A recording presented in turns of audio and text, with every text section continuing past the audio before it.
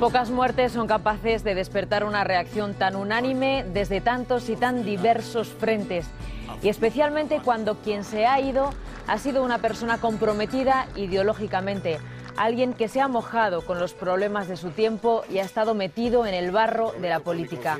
Hoy todo el mundo, ya fuera de izquierdas o de derechas, incluido un premio Nobel, el presidente de España, de Francia o de la Comisión Europea, ha tenido buenas palabras para Jorge Semprún, el nieto de Maura, el exiliado, el militante de la resistencia y superviviente de un campo de concentración, el ministro y sobre todo el intelectual. El escritor que aprovechó todas esas experiencias para construir una extensa y valorada obra literaria. Hola, ¿qué tal? Buenas tardes. Jorge Semprún murió anoche en su casa de París. Tenía 87 años y hablaremos de él y de su trayectoria hoy en La 2 Noticias.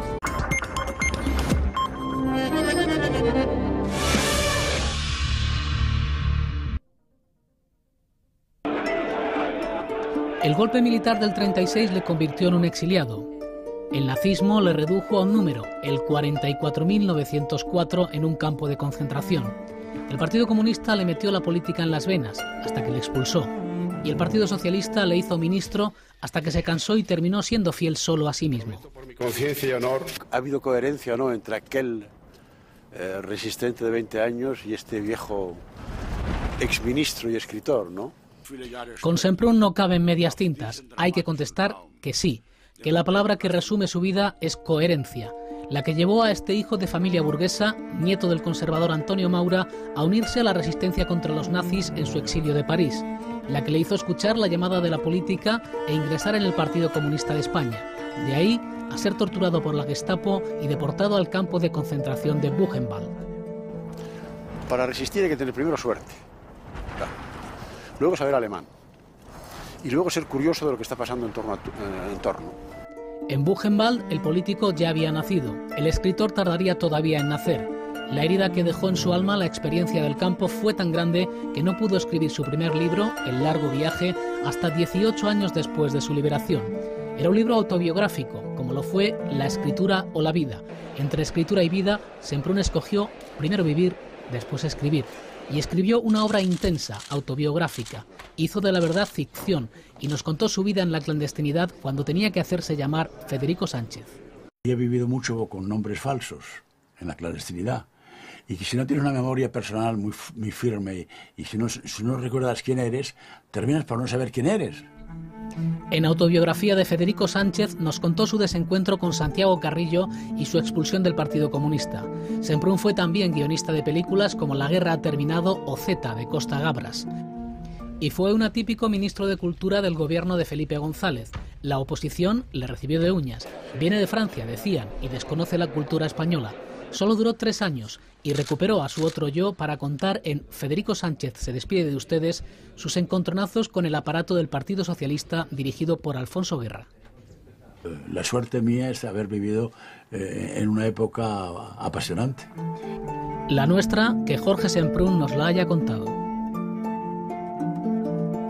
Jorge Semprún fue un testigo excepcional de nuestro tiempo, probablemente irrepetible, porque pocos escritores han vivido tanto y han sabido contar con tal viveza, metiéndonos en su piel y en su experiencia, el devenir del siglo XX en Europa. Hoy figuras de todas las ideologías recordaban con respeto y admiración al hombre y al escritor. Decía Jorge Semprún que los escritores son los únicos capaces de mantener vivo el recuerdo de la muerte.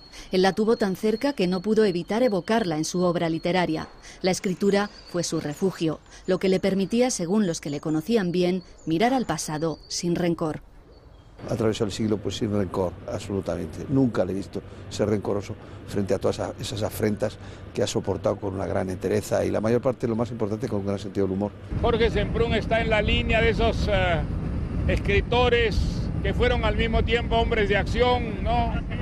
Como un Malraux, como un Lawrence, y que su obra va a quedar como un testimonio muy vivo de una época, bueno, bastante dramática, terrible, se puede decir, de la historia moderna, ¿no?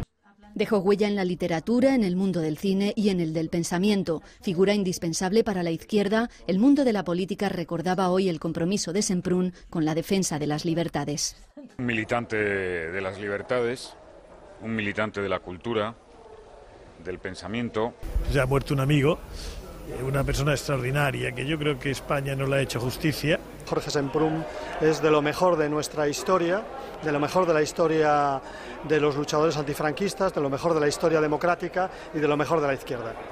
España reivindica la memoria de Semprún, aunque nunca fue profeta en su tierra y tampoco en el exilio. En Francia era el rojo español, aquí el franchute, el afrancesado.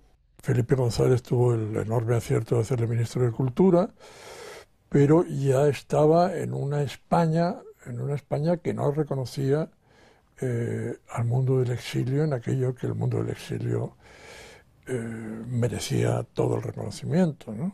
El escritor y pensador murió anoche en París, donde vivía y donde será enterrado. Y allí también recuerdan hoy a Semprún. Nicolas Sarkozy le ha rendido homenaje a través de un comunicado oficial. También se han acordado de él radios, televisiones y periódicos franceses. Todos destacan su inmensa talla moral y literaria. Aquí el mejor recuerdo lo ofrecen ahora libros como Autobiografía de Federico Sánchez, El largo viaje o Adiós, luz de veranos. Hoy se nos ha agotado uno de los ejemplares en tiempos de memoria, el ejemplar de sus recuerdos, y eso se ha vendido, se ha agotado esa mañana. Con Semprún se va un pedazo de nuestra historia, pero también de la historia de Europa, del siglo pasado, ese que contempló siempre con espíritu crítico. Sus libros, sus recuerdos, sus palabras serán siempre un antídoto contra los amnésicos. De los 20 ya no conservo la incertidumbre, pero sí las ilusiones. Lo dijo Semprún. Con él se va una forma de entender la vida, la política, la literatura y el mundo. Un intelectual al que echaremos de menos. Con él comenzábamos las 2 noticias y con él nos vamos. Hasta mañana.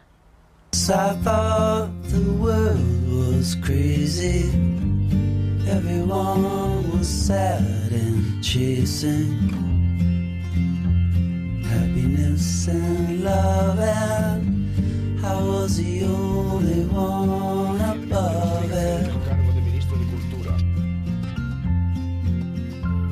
Pero Ramón había muerto. La muerte hace entrar al sol en tu vida, al menos eso te han dicho. Has reído y debieras haber llorado, decirle que se callara, ya que Ramón ha muerto. Y es su sombra la que ha entrado en tu vida.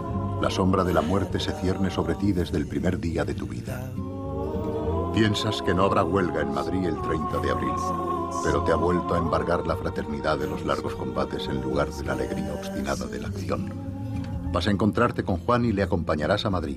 Llamarás a puertas y unos desconocidos te dirán cualquier cosa, que el sol sale por Benidorm o que los almendros están en flor en el jardín de Antonio. Te dirán que pases y estaréis juntos, ya que son las palabras clave.